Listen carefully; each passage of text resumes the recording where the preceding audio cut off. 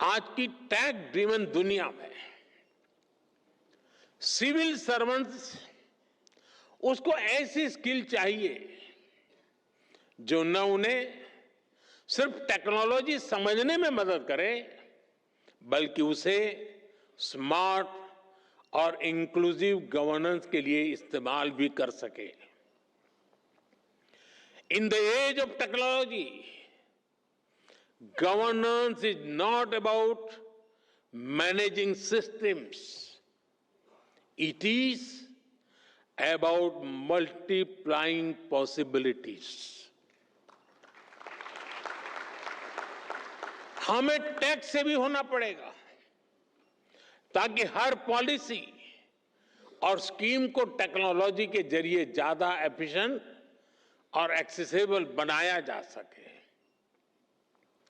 हमें data driven decision making में expert बनना होगा जिससे पॉलिसी डिजाइनिंग और इंप्लीमेंटेशन से ज्यादा एक्यूरेट कर सके। आजकल आप देख रहे हैं कि आर्टिफिशियल इंटेलिजेंस और क्वांटम फिजिक्स कितनी तेजी से विकसित हो रही है। जल्दी ही टेक्नोलॉजी के यूज में एक नया रिवॉल्यूशन आएगा। ये उस डिजिटल और इंफॉर्मेशन एज से कहीं आगे होगा जिससे परिचित है उससे भी आपको फ्यूचर की टेक्नोलॉजी रिवॉल्यूशन के लिए खुद को तैयार करना होगा। पूरी सिस्टम को तैयार करने की व्यवस्था भी विकसित करनी पड़ेगी ताकि हम नागरिकों को बेस्ट सर्विस भी दे पाएं और उनके एस्पिरेशंस को भी पूरा कर सके। हमें सिविल सर्वेंट्स की क्षमता को बढ़ाना होगा ताकि हम एक फ्यूचर रेडी सिविल सर्विस तैयार कर सके।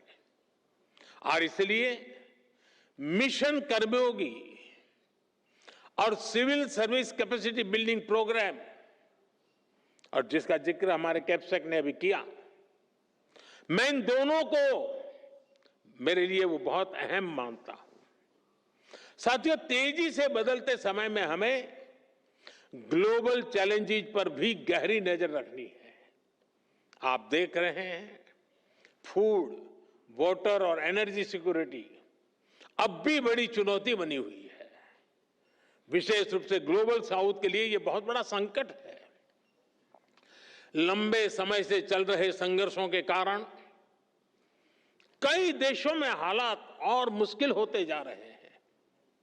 इसका असर लोगों पर पड़ता है, रोजमर्रा के जीवन पर पड़ता है। डोमेस्टिक और एक्सटर्नल पहलुओं के बीच बढ़ते इंटरकनेक्शन को हमें समझना हुए हमें अपनी रीति और रीति को बदलना होगा। हमें आगे बढ़ना होगा। क्लाइमेट चेंज हो, प्राकृतिक आपदाएं हो, महामारी हो, साइबर क्राइम के खतरे हो, सभी में एक्शन के लिए भारत को 10 कदम आगे रहना ही होगा। हमें लोकल लेवल पर स्ट्रेटेजी बनानी होगी, रिजिलियंस डेवलपमेंट करनी होगी। साथियों, मैंने लाल किले से पंच प्राण की बात कही थी। विकसित भारत का संकल्प गुलामी की मानसिकता से मुक्ति, अपनी विरासत पर गर्व, एकता की शक्ति और कर्तव्यों को ईमानदारी से निभाना। आप सभी इन पंच प्राणों के प्रमुख वाहक हैं। हर बार जब आप इंटीग्रिटी को कन्वीनियंस पर, इनोवेशन को इनर्शिया पर या सर्विस को स्टेटस पर प्राथमिकता देते हैं, तब आप राष्ट्र को आगे बढ़ाते हैं। मुझे आप पर पूरा भरोसा है। वो युवा अधिकारी जो अपनी प्रोफेशनल जर्नी में कदम रख रहे हैं, आज उन सभी से मैं एक और बात कहूंगा। समाज में कोई भी ऐसा नहीं होता है जिसके जीवन में, जिसकी सफलता में सोसाइटी का, समाज का कुछ न कुछ योगदान न हो।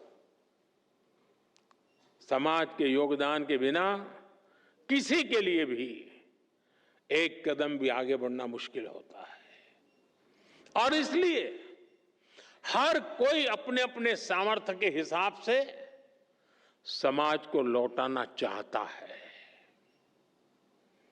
आप सभी तो बहुत भाग्यशाली हैं कि आपके पास समाज को लौटाने का इतना बड़ा अवसर आपके पास है। आपको देश ने, समाज ने बहुत बड़ा मौका दिया है कि आप ज्यादा से ज्यादा समाज को लौटाएं। साथियों, ये वक्त सिविल सर्वेंट्स के रिफॉर्म्स को री इमेजिन करने का है। हमें रिफॉर्म्स की पेस बढ़ानी है, स्केल भी बढ़ानी है। इंफ्रास्ट्रक्चर हो, रिन्यूएबल एनर्जी के लक्ष्य हो, इंटरनल सिक्योरिटी की बात हो, करप्शन को खत्म करने का हमारा मिशन हो, सोशल वेलफेयर स्कीम्स हो, ओलंपिक्स से जुड़े, स्पोर्ट्स से जुड़े लक्ष्य हो, हर सेक्टर में हमें नए रिफॉर्म्स करने हैं। हमने अब तक जितना अचीव किया है, अब उससे भी कई गुना ज्यादा हासिल करके दिखाना है। और इन सब के बीच हम सबको हमेशा हमेशा एक बात याद रखनी है, no matter how technology driven the world becomes, we should never forget the importance of human judgment.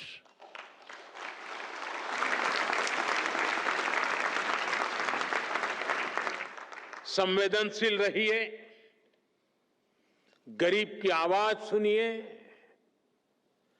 गरीब की तकलीफ समझिए, उनका समाधान करना अपनी प्राथमिकता बनाइए।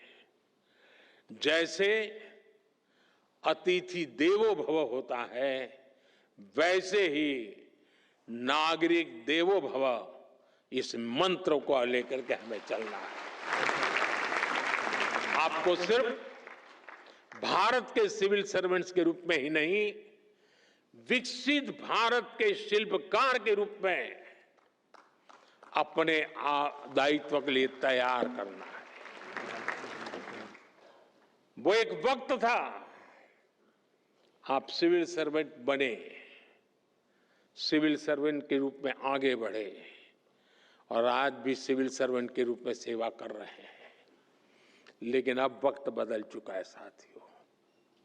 मैं जिस रूप में आने वाले भारत को देख रहा हूं, जिन सपनों को मैं हिंदुस्तान के 140 करोड़ देशवासियों की आंखों में देख रहा हूं, और इसलिए मैं अब कह रहा हूं कि आप सिर्फ सिविल सर्वेंट नहीं हैं, आप नए भारत के शिल्पकार हैं।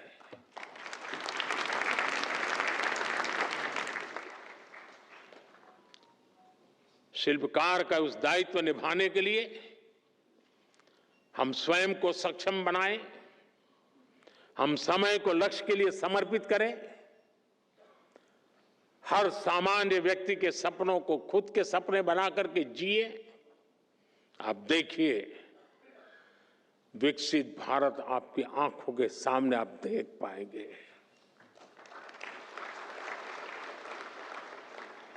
मैं आज ये लेक्चर कर रहा हूं, तब मेरी नजर एक छोटी सी गुड़िया पर गई, वहां बैठी है। हो सकता है वो 2047 में शायद यहां कहीं बैठी होगी। ये सपने हमारे होने चाहिए, विकसित भारत का यही हमारा लक्ष्य होना चाहिए। बहुत बहुत शुभकामनाएं, बहुत बहुत धन्यवाद।